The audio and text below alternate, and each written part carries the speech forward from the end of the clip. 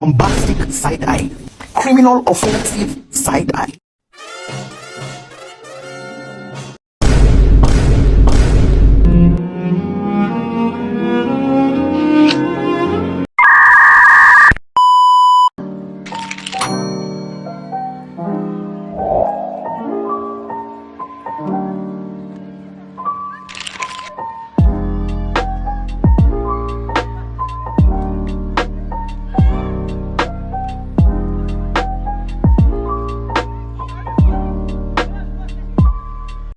Halo semua, hai.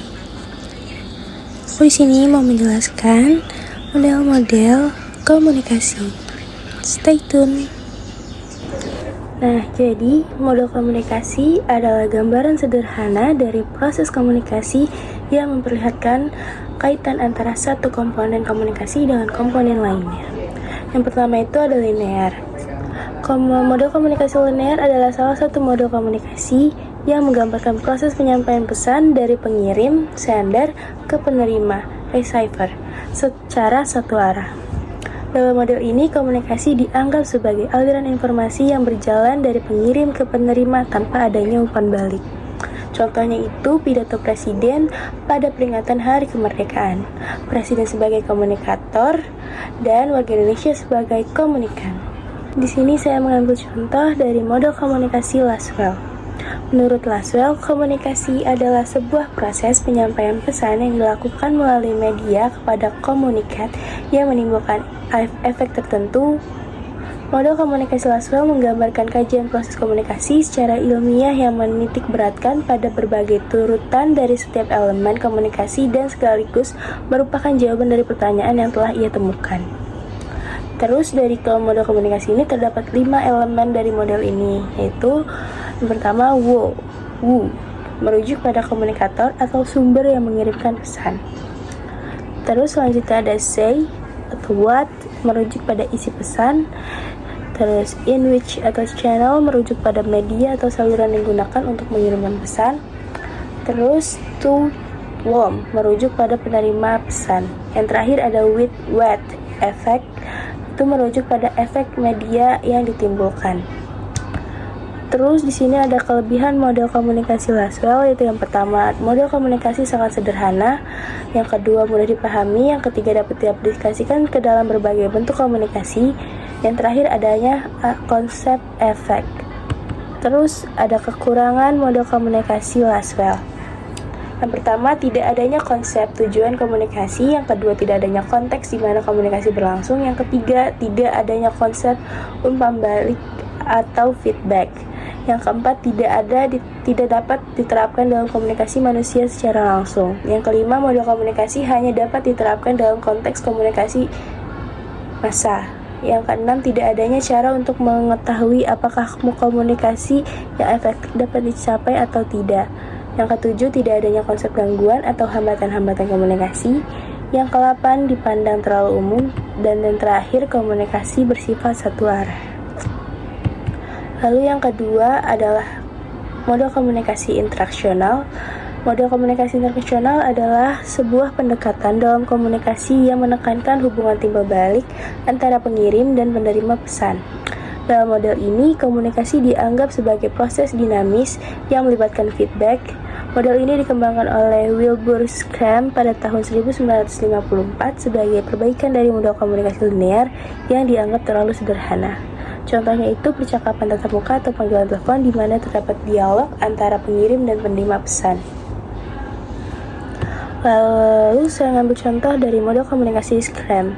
Menurut Schramm, 1997, model komunikasi interaksional menggambarkan komunikasi sebagai proses di mana partisipan komunikan saling bertukar posisi sebagai pengirim pesan dan penerima pesan serta membentuk makna bersama dalam cara mengirim dan menerima umpan balik dalam konteks fisik dan psikologis. Tidak seperti model komunikasi linear, dalam model komunikasi interaksional terdapat unsur umpan balik yang membuat proses komunikasi menjadi lebih efektif karena berlangsung secara dua arah. Lalu dalam model komunikasi interaksional terdapat komponen-komponen komunikasi yang mendukung berlangsungnya proses komunikasi. Nah, komponen-komponen tersebut adalah yang pertama sumber atau pengirim pesan, yang kedua encoder, yang ketiga decoder, yang keempat penerima pesan, yang kelima pesan, yang keenam pembalik, yang ketujuh gangguan, yang ke-8 hambatan, dan terakhir adalah bidang pengalaman.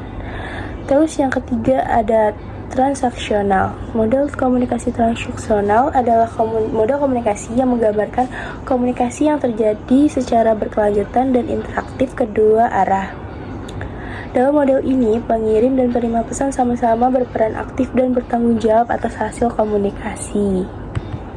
Contohnya itu ada saat seorang menyampaikan sebuah ide kemudian ditanggapi dengan anggukan kepala oleh orang lain, maka terjadi sebuah transaksi pesan di sana. Anggukan kepala sebagai bentuk respon nonverbal penerima pesan akan dinilai oleh memberi pesan berdasarkan judgement pribadinya. Ia akan mengartikan sebagai suatu tanda setuju atau tanda keraguan tergantung oleh penilaiannya sendiri. Terus saya mengambil contoh di sini model komunikasi Barlan. Model komunikasi transaksional Barlan ini menggambarkan proses komunikasi yang berlangsung secara kesinambungan, di mana pengirim dan penerima saling bertukar peran dan bertukar tempat secara seimbang.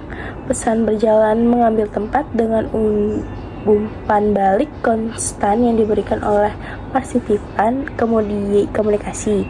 Umpan balik yang diberikan oleh salah satu pihak adalah pesan bagi pihak lainnya. Terus ciri-ciri komunikasi antar personal yang dijelaskan Barlan adalah sebagai berikut. Yang pertama, memiliki sifat spontan. Yang kedua, memiliki struktur yang beraturan. Yang ketiga, tidak memiliki tujuan terencana. Yang keempat, bersifat sambil lalu. Yang terakhir, terjadi secara kebetulan. Meski demikian, model komunikasi yang dijelaskan Barlan ini memang aplikasinya umum terjadi dalam kehidupan kita sehari-hari. Ini memberikan suatu pandangan terdiri bahwa proses komunikasi bisa terjadi secara bersamaan, baik di dalam individu itu sendiri ataupun antar individu. Model komunikasi Barlan merupakan salah satu dari jenis-jenis komunikasi lain yang mudah untuk dipahami. Lalu yang terakhir ini manfaat mempelajari model komunikasi, yaitu menambah pengetahuan dan pemahaman kita mengenai proses komunikasi yang begitu kompleks. Memahami model komunikasi dapat membantu memilih metode ataupun saluran yang akan digunakan sesuai dengan tujuan komunikasi yang telah ditetapkan, membantu melakukan evaluasi terhadap proses komunikasi yang dilakukan, serta memahami bagaimana penerima pesan menginterekspresikan pesan yang dikirimkan oleh pengirim pesan. Segitu aja dari saya, terima kasih.